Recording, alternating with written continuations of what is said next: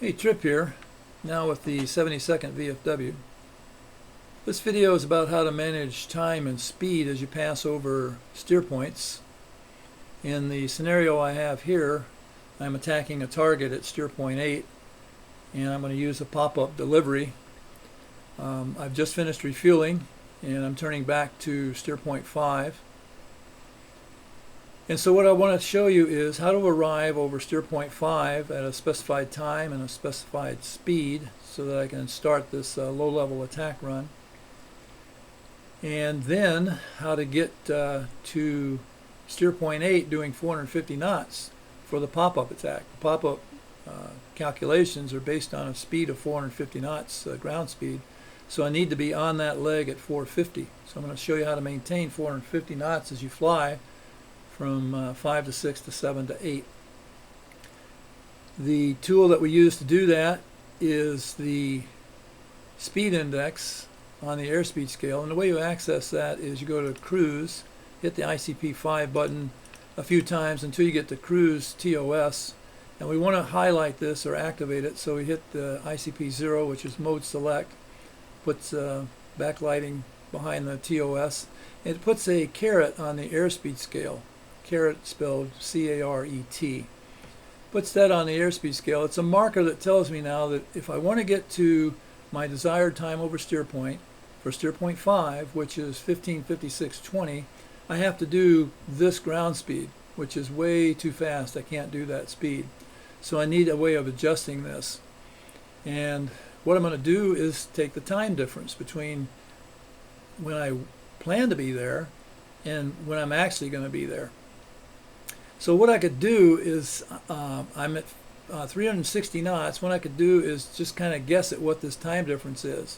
So if I guess like 4 minutes, then I come over, I put 4 minutes in the Delta TOS line. That's access from the time page, button 6. We dauber down to the Delta TOS. If I put 6 minutes in there, for instance, then I come back to the cruise page, and it tells me, well, maybe I need 630 knots. Well, it's still not enough time, so I go back and forth between the time page, the time page and the cruise page, trying to figure out a time difference that'll give me about the 480 knots or 450 knots that I'm looking for. That would be the hard way to do it. The easy way to do it would be just to turn to steer point 5 as we're doing and accelerate right to 450. Because I want to be at steer point 5 at 450, I'm just going to hold a speed of 450. Now this is a required ground speed. I don't have to change my airspeed scale to ground speed. I could leave it at calibrated.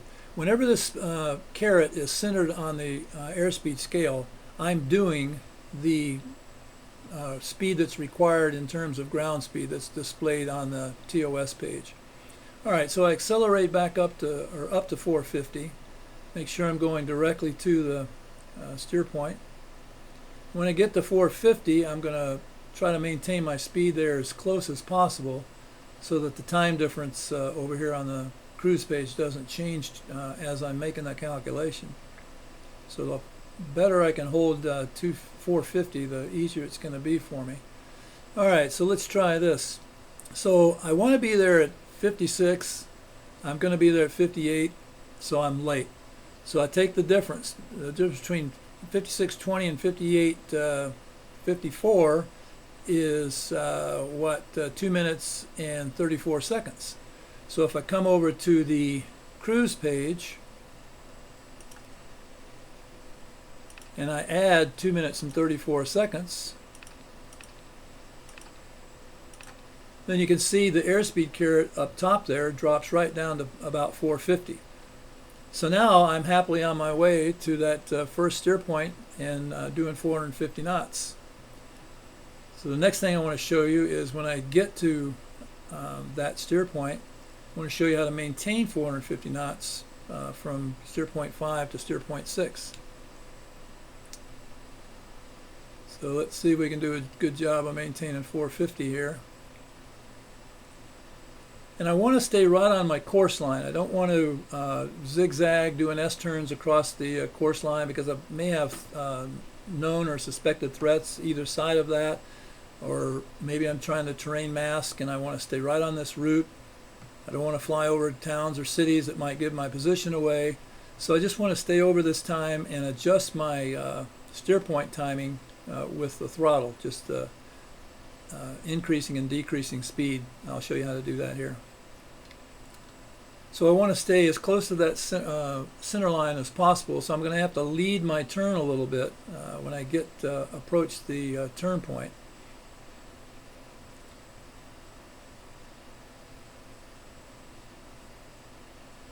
Now I'm kind of showing you how to adjust the speed here, but I'll explain it here after I make this turn.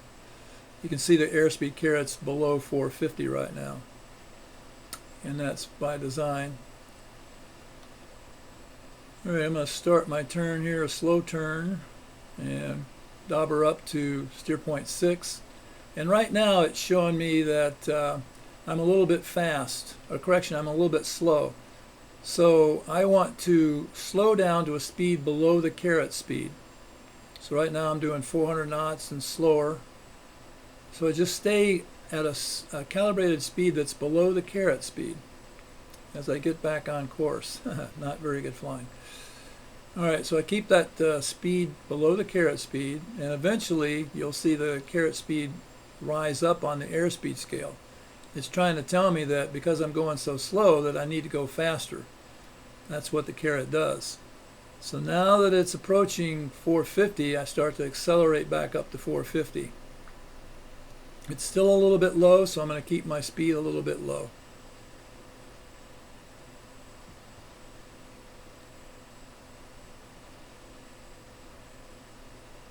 Alright, now it's getting closer to 450, so I want my actual calibrator to be a little bit closer to 450. Now the opposite would be true if I'm fast, if I'm early. If the speed carrot is showing, say, 460, for instance, then I would speed up to something above the carrot, maybe 480, 490, until the speed carrot decreased back down to 450.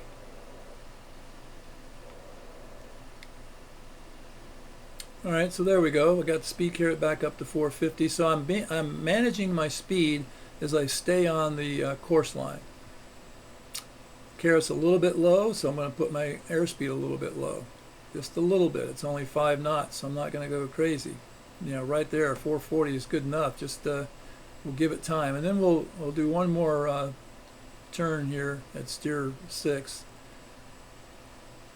A little bit low, so I keep my speed below the carrot.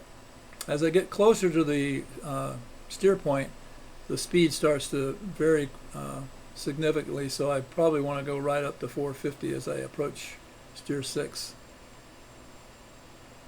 A little bit low. I'm going to stay on course but change the steer point.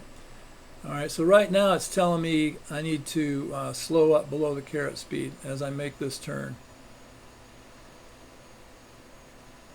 And I want the speed to eventually go back up to 450 knots. Still overshot the turn. Never was very good at navigation. Alright, so now we're just waiting. It's takes a little time. The slower the speed, the faster the speed carrot rises. You don't want to go too slow in Badland territory, but we got to make sure that we get to steer point 8 at 450 knots for the run-in speed.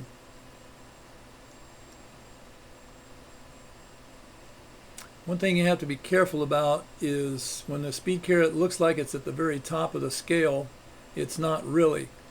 So you need to speed up a little bit to see exactly where that carrot is. Right now it says 430, but as I speed up, you see it's going up to 450. So I keep it active. I keep it alive, in other words. I don't want it to be right at the very top of the scale like it is right there. Let me speed up a little bit more here.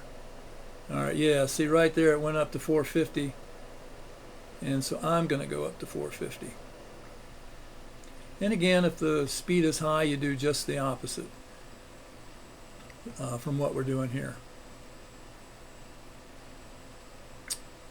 All right, I think that's what I wanted to explain, how to arrive over your first steer point at a specific time and a specific speed, and then how to maintain speed along your route of flight without having to do S-turns and 360s and so forth in badland country. All right, I hope you learned something from this video, and trip out.